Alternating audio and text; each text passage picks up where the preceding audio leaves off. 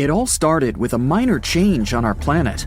At first, people noticed the moon had become brighter and a little bigger, but nobody paid attention to this.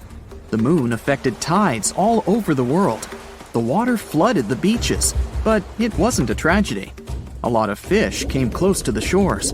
People found giant squid, anglerfish, and other creatures next to the coast, although they usually live in the dark depths. New, stranger things happen every day. Birds no longer fly to the south in winter. They gather in huge groups, flying around cities with no purpose. The moon used to help them navigate in nature, so they can't figure out which way to fly anymore. In the boundless waters of the world's oceans, ship captains notice that compasses are now unstable. The arrow is pointing in different directions since the Earth's magnetic poles have changed. People realize the moon has started to approach Earth for an unknown reason. The moon's gravity affects the gravity of our planet.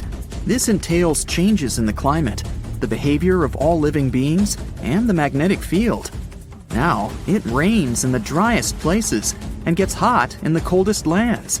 It's knocking down ecosystems all over the planet. People living near forests hear wolves howling all the time. The moon drives these animals mad. The Earth's natural satellite is growing in size and lights up the night much brighter. Nothing critical has happened yet. People don't panic because they don't want to believe the end is coming. But then, one day, the moon reaches a critical point. You're walking down the street listening to music, and at that moment, someone pushes you. Okay, maybe that guy is late for work. You keep walking, and a girl coming by hits your shoulder. "I'm sorry," she says, and goes away. You've noticed the fear in her eyes. You look ahead and see people running towards you.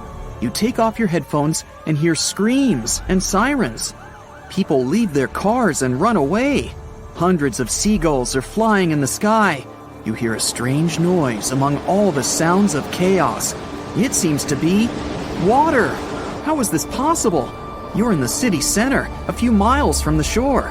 But there's no time to think. You notice a huge wave flooding the streets and heading straight to you. You run into a building and go up to the 10th floor. From here, you're watching the water filling the city. The strong stream blows all cars, one-story buildings, and trees off the road. You notice a shark and other fish in the water. People are hiding in houses and on the roofs. The whole city is quickly plunging into a catastrophe. The TV is working in the building where you're hiding. You learn that floods are occurring all over the world. Massive tsunamis cover coastal cities. In some places, waves reach the height of a 30-story building. Many towns have been washed off the face of the earth. The moon is too close to Earth, and massive floods are just the beginning. The moon flies around Earth and helps to keep our home on its axis.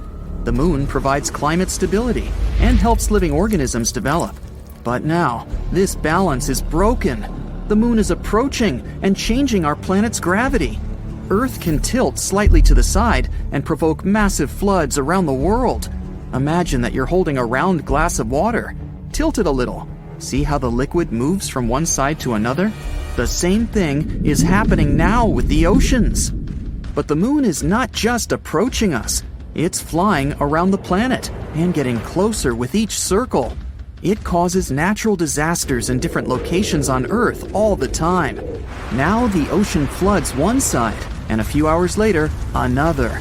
So you see all the water going back from the streets to the shore. The oceans may return to the city again by the end of the day. Wait a minute. It seems the end of the day has already come.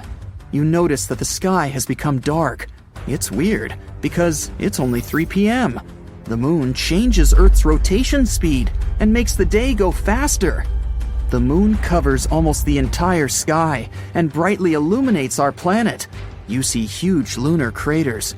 It's so close that you can still see it even when the sun shines. In some places, the passing moon obscures the sun. The water is leaving the streets and everyone goes outside. At this moment, an earthquake begins. The road is cracking and the houses are collapsing. There are landslides on the street. Tectonic plates are shifting all over the planet. Imagine two magnetic balls that are approaching each other. So, one ball is the moon, and the second one is Earth's core. What do you think will happen to what's above the core? That's hundreds of thousands of miles of the Earth's crust. And now, it's all moving. Destructive cracks are emerging all over the world. The planet's highest mountains break down and turn into a pile of stones. The seabed cracks and releases magma from the underground depths. Volcanoes wake up and erupt magma. Clouds of volcanic ash cover the sky from the sun and the glowing moon. But the scariest thing is still ahead. A collision is inevitable. The moon flies around the planet like a ball in a round glass with a hole in the center. This force drives clouds all over the planet. Now there's a thunderstorm, but in 5 minutes, it will be snowing. Then the night comes, and it starts raining. Water droplets consist of mud and volcanic ash. It's difficult for people to breathe without gas masks. Atmospheric pressure is constantly changing. Some people experience severe migraines, and some have sore joints. But there's no time to think about your health. Humanity needs to figure out how to save itself from the collision. A new gravitational order will come when the moon crashes into Earth. Continents will change their shape. They will combine into one giant piece of land or split into 100 smaller ones. The energy of the collision can burn all the oxygen in the atmosphere and make the planet unsuitable for life. Hiding underground also makes no sense because of deep earthquakes. People decide to spend their last hours with loved ones and their families. The moon is getting closer. It's now at the same distance as the International Space Station. The moon covers the sky. Many cities are in the shadows because of the waves. Tsunamis, several miles in height, crash down on the ground. Millions of tons of magma collide with the ocean. Billions of gallons of water just evaporate. Moisture rises into the air, mixes with ash, and floods the land in the form of giant cumulus clouds. About 8 billion inhabitants of planet Earth found out the same terrible news in one day. Someone saw it on TV. Others heard it on the phone while scrolling through social media or listening to music. Some witnessed this news in a dream while sleeping. Someone's voice said it in all languages to ensure everyone understood it. I have good news and bad news for you. Let's start with the bad news. You're all characters in YouTube videos in which your planet gets into a situation where the moon breaks in half. For the audience, it will be a hypothetical story, but for you, these events will become a reality. The good news is that I was joking. There's no good news. But don't worry, the apocalypse won't start on your planet. Maybe just a little bit. Have a nice day. At first, the entire population panics. Then, a few days later, everyone calms down. Maybe it was a mass hallucination, and the moon will be all right. But at this moment, scientists have discovered the danger. A colossal meteorite is flying towards us from the distant depths of space. This meteorite is super fast and pretty flat, but has sharp edges. Fortunately, it will miss the Earth by a few thousand miles, but the moon won't be that lucky. The meteorite flies through our Earth's only natural satellite directly in the middle. So it passes through the moon, sweeps past our planet, and flies away into distant space. At this moment, all people can't take their eyes off the moon. The meteorite cuts it perfectly in half, gently, clearly, painlessly. So, what shall we do now? Will the Earth survive this? Our satellite breaks into 2 equal parts, but fortunately, they don't fly away from each other. The moon's great gravity attracts them back like a magnet.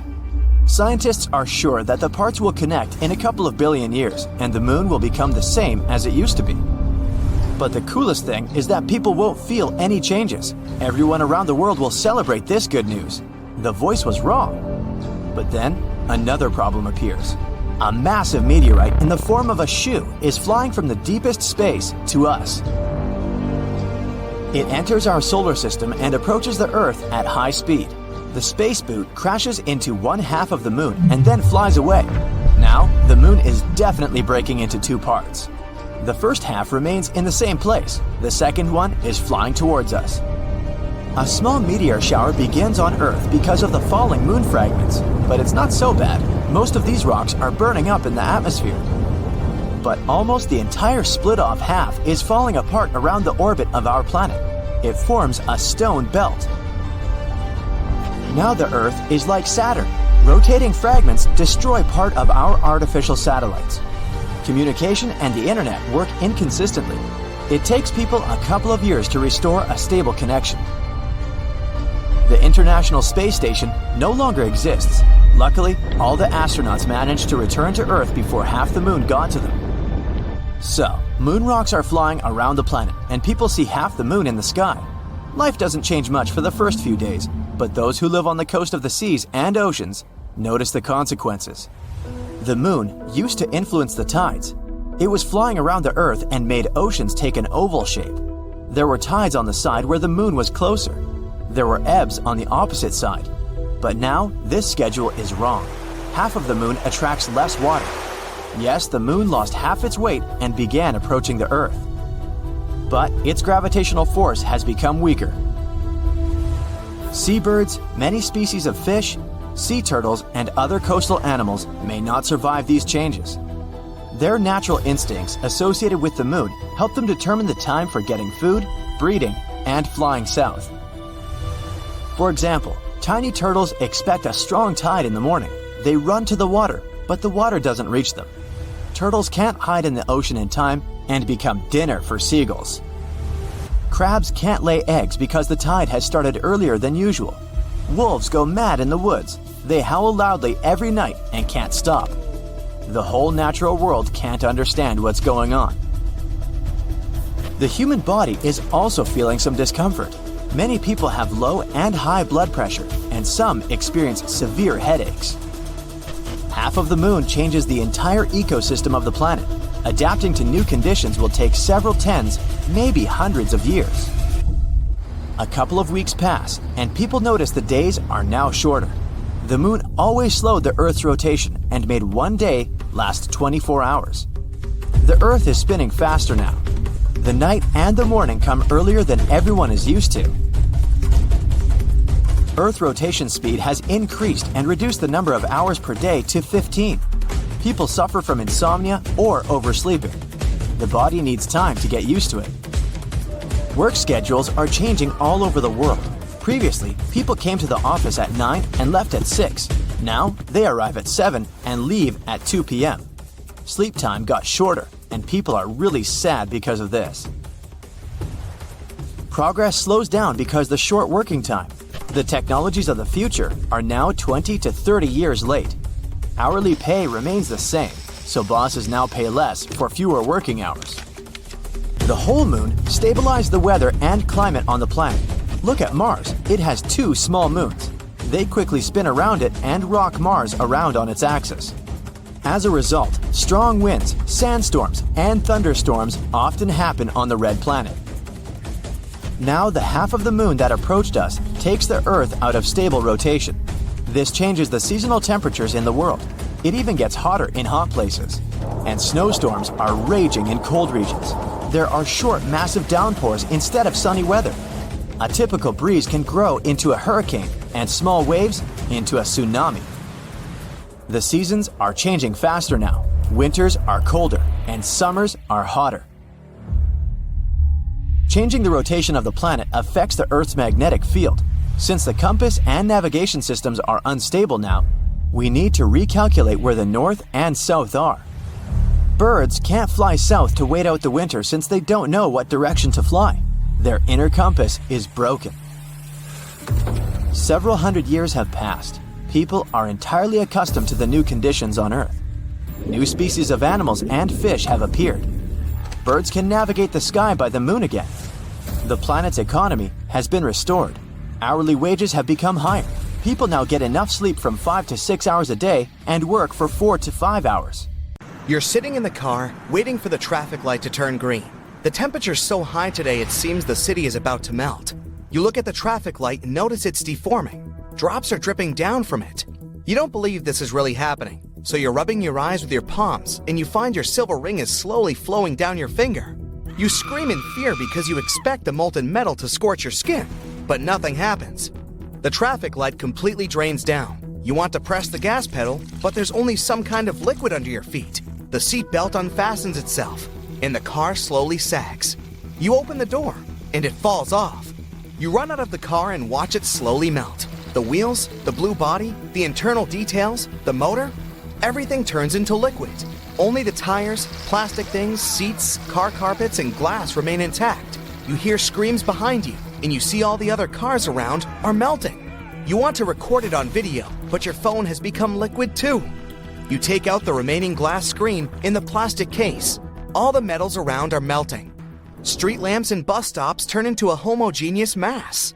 Suddenly, it gets completely silent. Car horns, the noise from the highway, sirens, exhaust fumes, and engine roars. All of it has disappeared. Rivers of liquid metal are flowing down the streets, and you're in the center of this. The metal stream carries away the tires and other car details. It knocks people down. Then, a low, loud noise sounds through the city. People are running out of malls, libraries, cafes, homes, business centers. Puddles form around all houses. Every building is equipped with metal structures, rebars, and fittings. Now it's all melting and seeping through the concrete. Metals are melting slowly, so people have time to evacuate from the city. All the buildings are collapsing and raising dust in the air. Sewerage hatchways are flowing downwards. The city's sewer system is melting. Water mixed with liquid metal comes out on the streets. People are swimming in this mass. They're using hundreds of thousands of rubber tires as life buoys. Someone's even riding a surfboard. Liquid coins are flowing out of your wallet. Hundreds of ATMs around the city are melting. Millions of paper banknotes are drowning in metal flows. All the gold reserves become liquid and paint the city with an orange color. Thousands of letters float on melting mailboxes. All data centers, computers, and servers become a part of the huge metal stream. Instantly, all the digital information in the world disappears. Televisions, game consoles, amusement theme parks are melting. Radio receivers, telephones, electrical wires, cables, and internet connections disappear. Millions of tons of metal fill in the street, then pour into rivers and oceans. The water is getting a dark silver shade. In one day, people lose all modern technologies and return to the Stone Age. Metal rivers flood cities. People run to the countryside. Bicycles, motorcycles, and other forms of transportation are gone. City residents are deprived of electricity and all things that are powered by electricity. It's not safe to be in a natural area either. Metals are hidden in the mountains and underground. Now they turn into liquid and cause deformation inside the soil and stone. Some mountains are ruined, like a melting hill of ice cream. Earthquakes shake the ground all over the world. Seismic activity wakes up volcanoes. They splash out a huge amount of lava and cover the sky with ash. Volcanic magma contains a lot of molten metals, but now they don't solidify. Pools of cold lava are formed around volcanoes. People learn to live anew in such conditions. They build houses out of plastic and wood, using ropes and glue to connect the materials. You can now easily start a fire with wood and stone. People burn glass to make it stronger. They make axes and other tools from high-strength glass and stone. But such items quickly deteriorate and break. You learn how to build dugouts. You drip the soil and use wooden boards to support the ceilings and walls. Almost the entire population of the planet lives underground, since it helps keep warm during winter. But it's not possible to live like this for a long time because of frequent earthquakes. Wooden chariots appear on the roads again. Problems with the harvest begin. Metals seep into the soil, and this disrupts the growth of the crops. Many people live near the ocean. During earthquakes, they get on wooden rafts or inflatable boats and sail away from the shore. To travel long distances, people fly in balloons. You can even get to a neighboring city if the wind doesn't take you away. It's impossible to send a letter to another country since there's no more railways. People make long walking journeys and live like nomads. You use pigeon mail to communicate with friends living in the neighboring city. It's difficult to get food and live in winter without electricity. But there is hope. Scientists can't find out the reason for the change of metals without technical equipment, but they put forward the theory that metals have changed at the molecular level. The molecules moved away from each other, and this caused melting. To bring everything back, you need to connect the metal molecules closer to each other, and people need an electric current for this. Fortunately, there's enough of it in the sky. Every day, lightning flashes somewhere. You just need to catch it. Scientists create plastic containers and fill them with liquid metal. All containers are connected by a rubber wire with molten copper inside. Copper is one of the best conductive metals. On a huge field, people place hundreds of such containers. Clouds are gathering. A strong storm begins. The lightning strikes the ground several times and finally hits the container. It comes through a copper wire and distributes the charge to all other tanks. A chain reaction begins. When the storm ends, people discover containers with solid metal. It worked! Now we have a couple of tons of ordinary metals. Scientists send mail pigeons to spread the news. Soon, people around the world are trying to catch the lightning. That's it for today. So hey, if you pacified your curiosity, then give the video a like and share it with your friends. Or if you want more, just click on these videos and stay on the bright side.